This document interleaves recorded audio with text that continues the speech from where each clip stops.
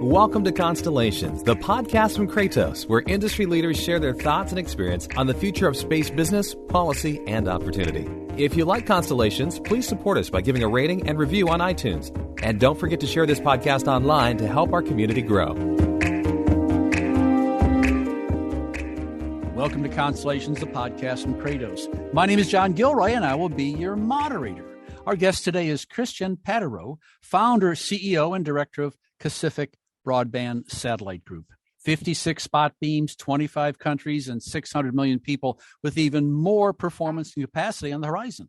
These are the numbers supported by a next-gen satellite operator in their mission to close the digital divide by providing universal, fast, high-quality, low-cost broadband access across the Asia-Pacific or APAC region. Until 2020, there were millions of people in the region with little or no access to the internet. During today's podcast, we will discuss the technology it takes to connect the unconnected across a unique landscape and communities within APAC. To walk with us through planning and execution of this new network, we have invited Christian Patero, founder, CEO, and director of Pacific Broadband Satellite Group. Okay, Christian, we're going to jump right in here. Let's start at the beginning. In APAC, before Pacific and satellite internet, can you talk us through what was connectivity look like in the rural and suburban areas? Oh, hi, John. Thanks for having me. At the beginning, and I guess it's still the case very much today in many parts of the Pacific and Asia, you had a low level of internet access, as you can imagine. Enterprise in rural and remote areas where we're not able to utilize the internet and online tools to improve their productivity.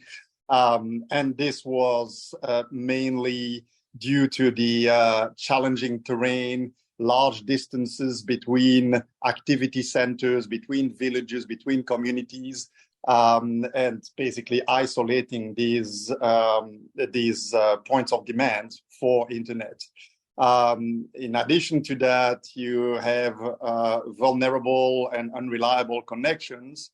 And that is especially making these communities vulnerable themselves, living in precarious environments, generally exposed to disasters and the elements. So we're trying to fix that. We're trying to improve this. It is quite a task. We're very pleased that actually we've been able to address some of these issues in some places, bring a much better environment of connectivity and filling the digital divide in some locations. But we still have to roll our sleeve for many other locations. Well, Christian, let's go back to the future. Let's go back 10 years, back in 2013. I think that's when you decided that you're going to take the challenge of providing critical connectivity in the region. You began the journey of becoming a new satellite operator. Could you share with us the story behind that? Sure. In 2013, I had already about 20 years of experience in the satellite industry behind me. And in particular, I had been a consultant for many years for broadcasters, trying to transform their business to look at the broadband sector and see how they could address broadband. In addition to that, I had been unfortunately caught in the 2004 Asian tsunami. And as part of the journey, my personal journey, I put together with a couple of friends a humanitarian action to rebuild some of the fishermen livelihood, and I had installed already one of those early satellite broadband connections in the village where I had set up this activity. And I realized that there was a massive demand. Actually, we were helping fishermen rebuild boats and things like this, but I realized that there was more interest for my internet in my office from all the villages around rather than for the boat. So that's actually started the journey to think, well, there is a massive demand, there is a massive need, and those villages were not that far from the main city. Then in 2013, fast forwarding many years from that event, I was in between two consulting jobs here in Singapore, And I was having a bicycle ride on the East Coast Park of Singapore with a friend. And that friend had a small private equity fund here in Singapore. And we were chit-chatting, and he was asking me, hey, what's your next move in your career? And I was like, I'm a bit tired of being a consultant because I'm basically always saying the same thing. I'm telling people, you need to launch a specific satellite to address the needs of rural Asia, to go after the enterprise sector, because, there's a lot of wealth in rural areas of the developing world. The developing world draws its wealth from the primary industries, from commodities that they are creating in the rural areas. Indonesia, Philippines, places like this, they don't draw their wealth from cities. It's all commodities produced on the countryside. And you need to connect that, and you need to make it more efficient to increase their productivity. But it's difficult to connect them. So we had this bicycle ride, and I explained all this, and he said, well, do it yourself. I'm like, yeah, well, I'm here, a consultant on a bicycle. What do I know? Even though I had a lot of contacts, I knew how the industry worked. And so that's how the journey started. He's like, well, I'll incubate your business in my office if you want. I'll give you a couple of people in secondment. He gave me Cyril, who is now he used to work for him and who is now our chief operating officer.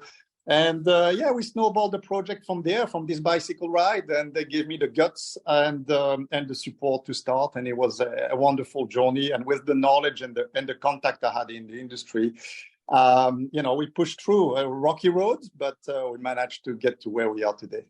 This almost sounds like a movie or something, from a tsunami to a consultant on a bicycle. Boy, this is quite a story we got here, isn't it?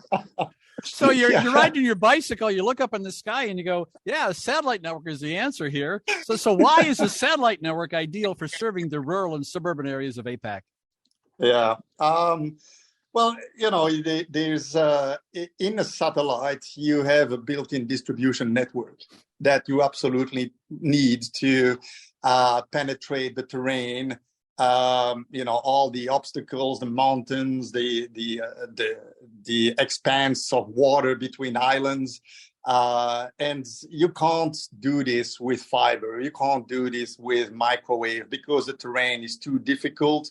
And the demand per activity center is not enough, is not large enough. You'd have an enterprise that is, 50 miles from the nearest one. And, if you have to pull a fiber, it's going to cost millions to pull that fiber, to dig it, and then to maintain it. And, the people putting that fiber will never get their money back. So what you have with satellite, especially with broadband satellite, is that you can pinpoint a beam at these activity centers. You just put a small beam of connectivity, high power connectivity, so that you can have an exchange, a two-way communication with these activity centers that are, in need of that connectivity. And then you pinpoint, those various beams at various pockets of demand. And that's how the satellite works, and that's how it competes with all the terrestrial systems. It's a complement. I'm not saying that it is the answer for everything. Of course, we are not going to connect cities and large capital cities, but we also providing backup, important backup. Internet is also not very resilient, even in provincial town or even in the middle of capital cities. And we have about 10 to 15% of our customers that are using our services for backup.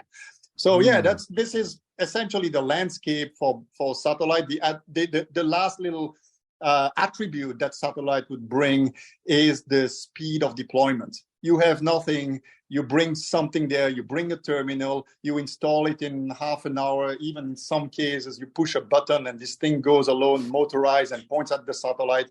And there you go, boom, you have satellite connectivity within 2 minutes. And that's actually, of course, the answer for disaster response and disaster recovery, right? So, and since we live here in Asia, in what is called the Ring of Fire, it's volcanic activities everywhere, earthquakes, landslides, and tsunamis, of course, as I mentioned earlier, as well as now, because of global warming, we have typhoons and then tropical cyclones. people are extremely vulnerable. Communities, entire cities and regions are vulnerable to these disasters, and satellite is the excellent response to that. I went to your website and I saw the map of all the area you cover, lots and lots of islands. You know, a poet once wrote that no man is an island, and no company is an island either, I don't think. So what were some of the strategic relationships that you had that were key in moving your project forward successfully? Well, when I started I started Pacific, I had already a fairly long career in the industry. So I would say that I started with relationship with my existing relationship with people from the industry. And when I started, the very first little seed money that we got into Pacific was something like $500,000. But you absolutely need that. It's extremely hard to get a seed money and someone who actually is going to put their money behind you. They would actually invest in me and believe that we could achieve what we had planned to achieve. So that starts with those relationships. And so I called a few people I knew from the industry. Sometimes themselves, they called their friends, and we managed to, aggregate this kind of seed money from my contacts, my relationship in the industry, from all kind of walks of life, of people from the industry, mainly from the industry. Some of them, they're like, yeah, I like what you do. I know you. Here is money. Sometimes it was $10,000, $20,000, and they put their money there. And sometimes it was more, and sometimes they're like, well, I'd like to discuss a bit more with you. And they came, they took a plane, they came to see me, and we spent a few days together. So that's how it started. Then after that, I had to build the relationships, right? So I had to build relationships with other operators because I knew I needed to have frequency rights that other operators would have.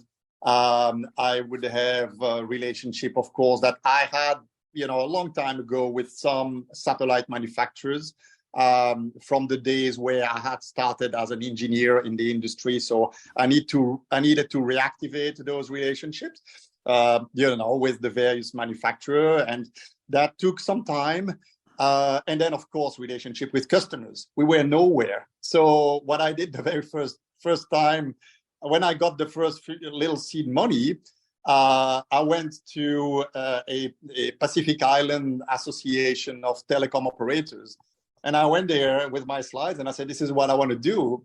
Okay, of course, people were smirking. They were like, well, why is this guy coming? Plus, I didn't really know how you dress in the Pacific. I was there with a tie and a suit, right? Everybody had a flower shirt on. So it's just like, I learned the hard way since then.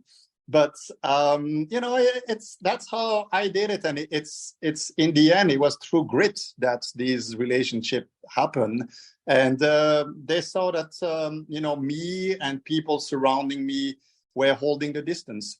Then, of course, at the end, we had the relationship with our hub provider, the network provider, and of course with Kratos, which started, sporadically at different conferences. I met the different executives from Kratos, and I must admit I didn't know them from the past life, and of course we went to a wonderful relationship going forward. Good.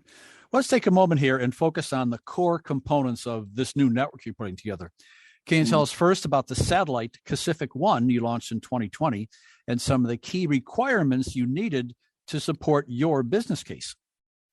Yeah, so I guess I've already touched on that topic. Is the frequency reuse, right? The pinpointing of your beams at pockets of demand. And that's the beauty of a high throughput satellite. You have a high degree of frequency reuse, and essentially you have it's like a cellular network from space. That's how the key requirement to actually choose that kind of technology was the throughput. You need to have a very large amount of bandwidth pushed through that satellite, repeated by that satellite, in order to reach price points that will be palatable to the market you're going after. Right?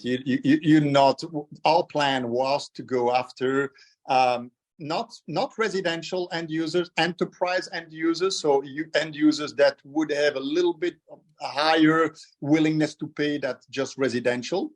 But still, willingness to pay is limited. Right? So you have a 4-people office in a plantation. they may have, I don't know, like a $200 per month kind of budget for connectivity. If it goes beyond that, they won't take it, and they'll just use SMS or whatever. So we had to, that was our business plan, the basics of our business plan, and we needed to have a very high level of frequency reuse. We needed to believe in our market in order to set a price point that was going to equate to a certain level of utilization rate of the satellite, because you need volume and price in order to fill your business plan. So that's what we went for, that technology. And we needed consistency because we wanted to serve every area of a large country, say like Indonesia, with the same quality of service. And so that's really what we were looking for. We're looking for a consistency of service from one end of the coverage to the other end. In the end, we picked, after a long selection process, we picked Boeing for our first satellite. And in the end, they delivered a wonderful machine through a very exciting procurement program that we run with them. The Constellations podcast was launched back in 2017. It was a small step for man, but a giant leap for podcasting. Today, thousands of people from all over the world listen to Constellations, and thanks to you, we've grown into more than just a podcast. Sign up for the Constellations newsletter to receive articles on current industry issues, podcast summaries, and contributed blog posts at constellationspodcast.com. I think most of the people listening to this podcast know that when there's a satellite, there also must be complementary ground infrastructure. I mean, it makes sense, yin and yang. So what was the process of deciding what you needed on the ground? Well, there were two key requirements, I would say. The first one was, again, that we needed to match the throughput, the power of this satellite with an equivalent ground system that was going to be able to absorb the kind of bandwidth that was coming from the satellite with the same level of availability that the satellite would provide, the same level of quality. Right, we went to Boeing. It's a world-class manufacturer, and we needed to make sure that the ground system was not going to give us problems if we picked one.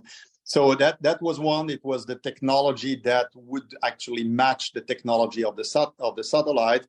On the other end, and we tried to select also the technology that could push the envelope a little bit further, in order to try to kind of scrape the bottom, whatever additional efficiency we could get.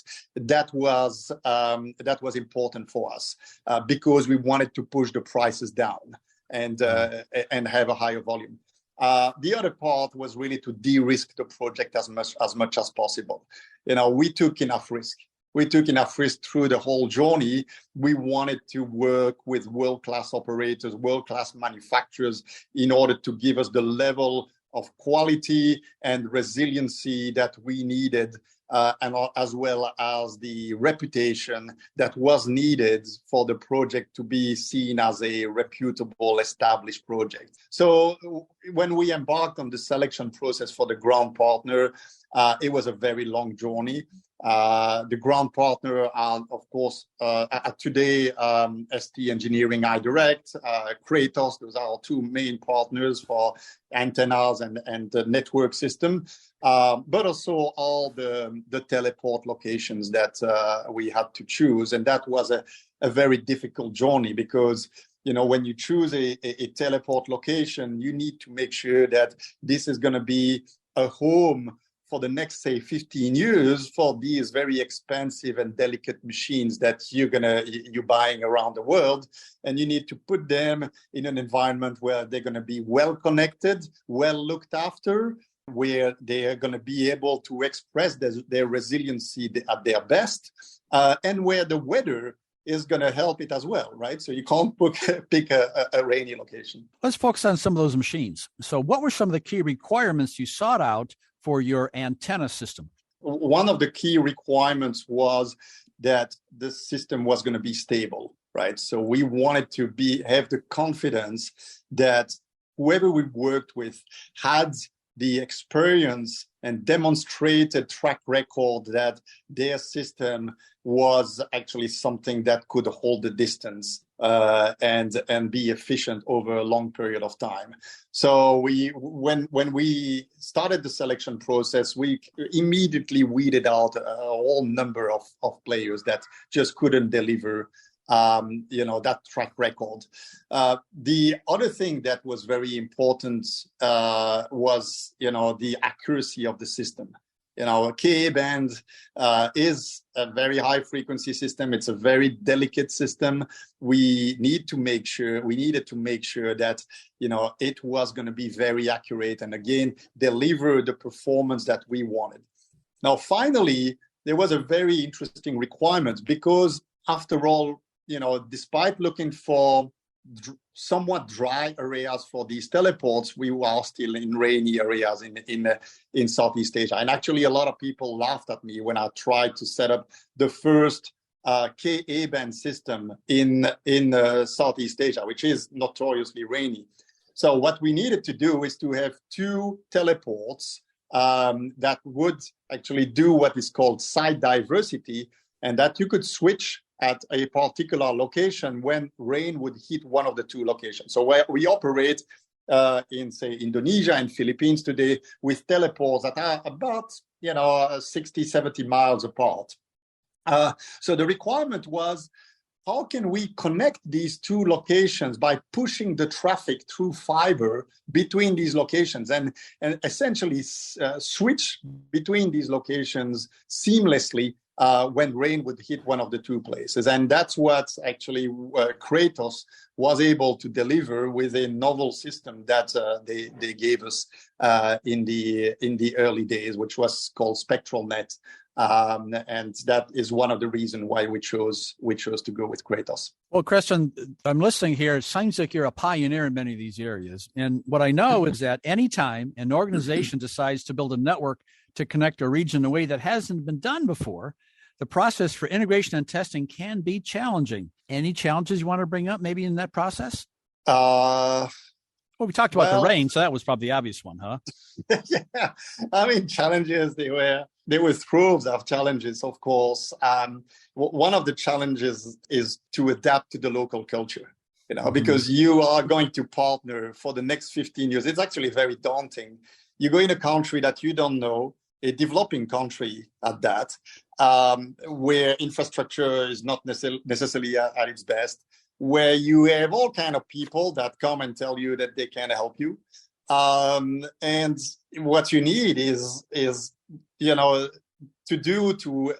roll out a project in a matter of months in a location where essentially you have no real relationship and you haven't really thought about it. We hadn't really started very early. We were working on the satellite, on our customers, etc. And all of a sudden it dawned on us that, hey, we need a partner there. So we started an RFP to find partners, and we got all kind of offers. Some were just through the roof, some were more reasonable, but they didn't have track records.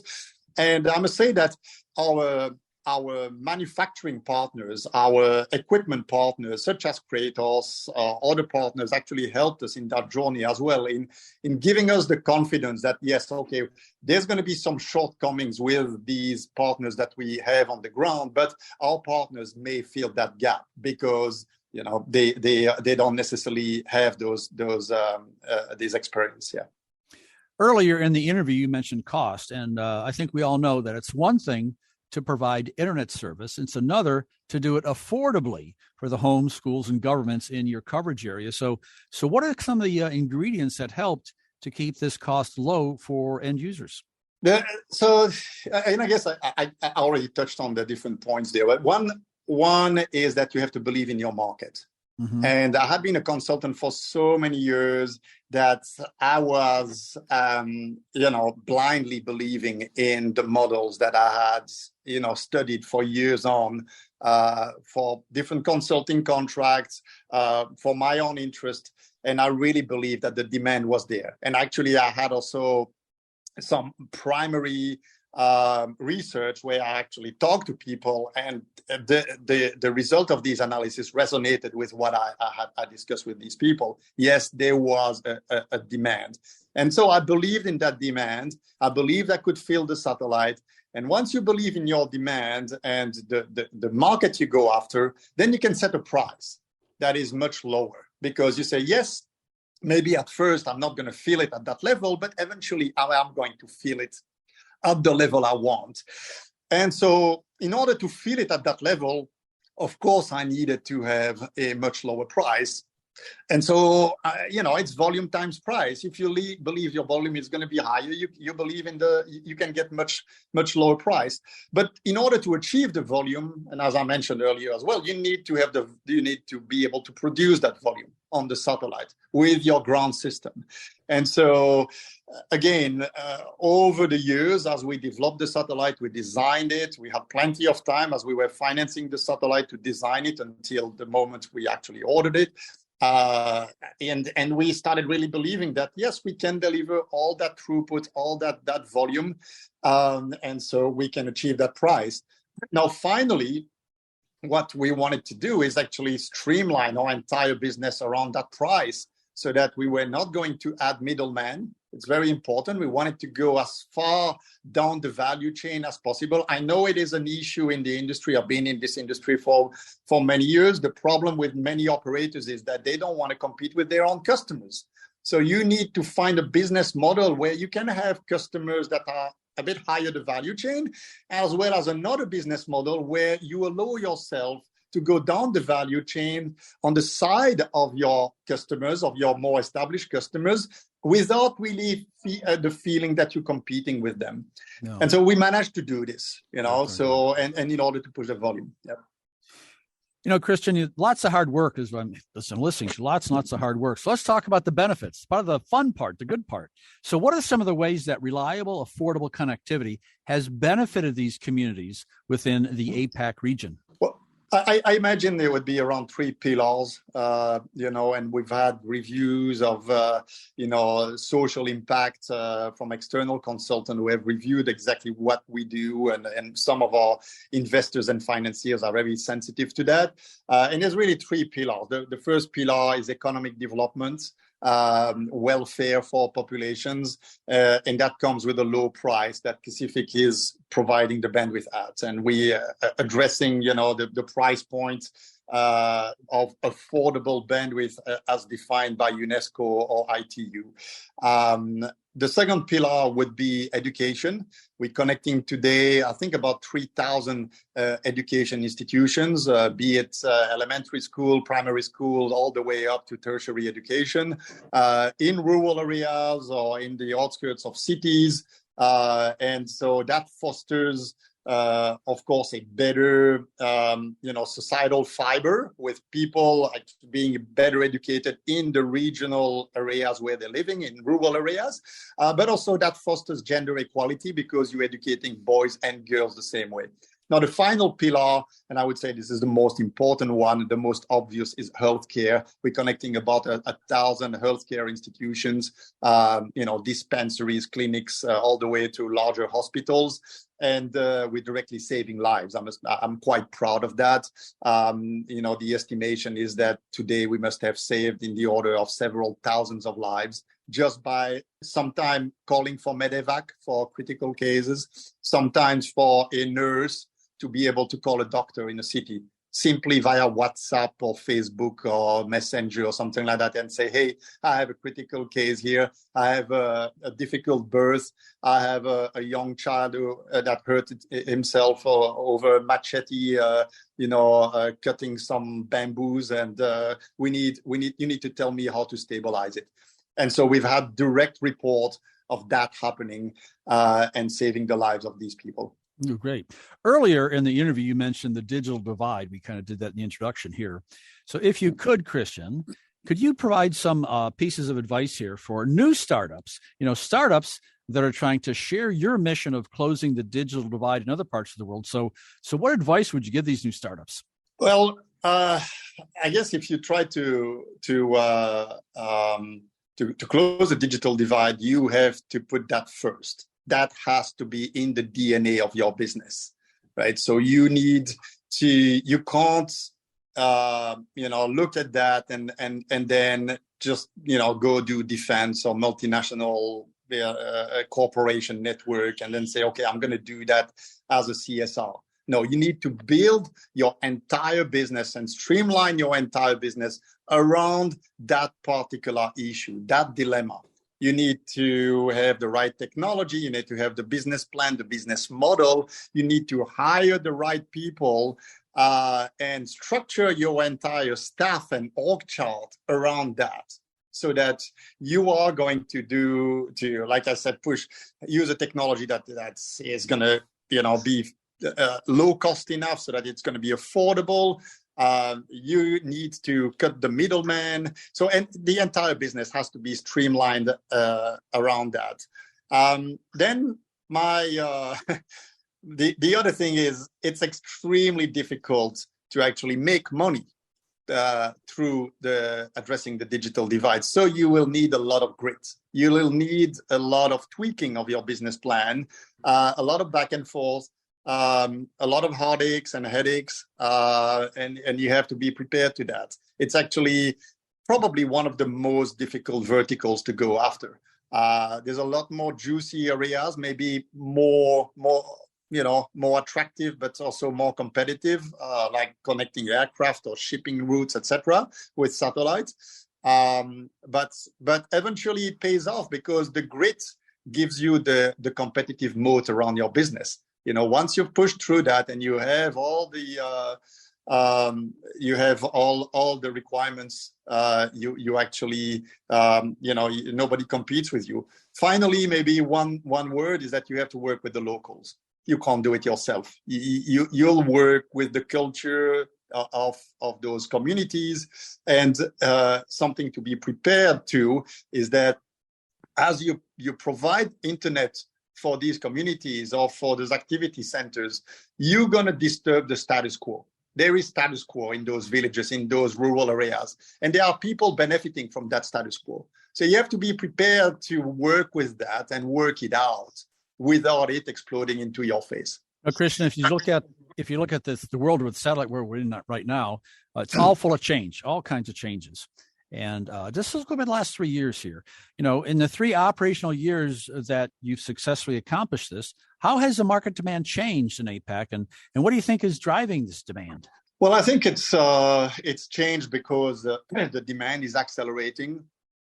In the last 3 years, you picked the right years. Something has happened, by the way, in the world that's called COVID, and the world deeply changed, and a lot of executives and leaders in various governments have realized that connectivity is essential to run their country. You can't, leave the rural areas and remote areas alone, because in the end, you won't know what happens there. You don't know if you have a center of infection in a remote place. You don't know if you're really looking after your population. So this is a realization that has come up with a lot of governments.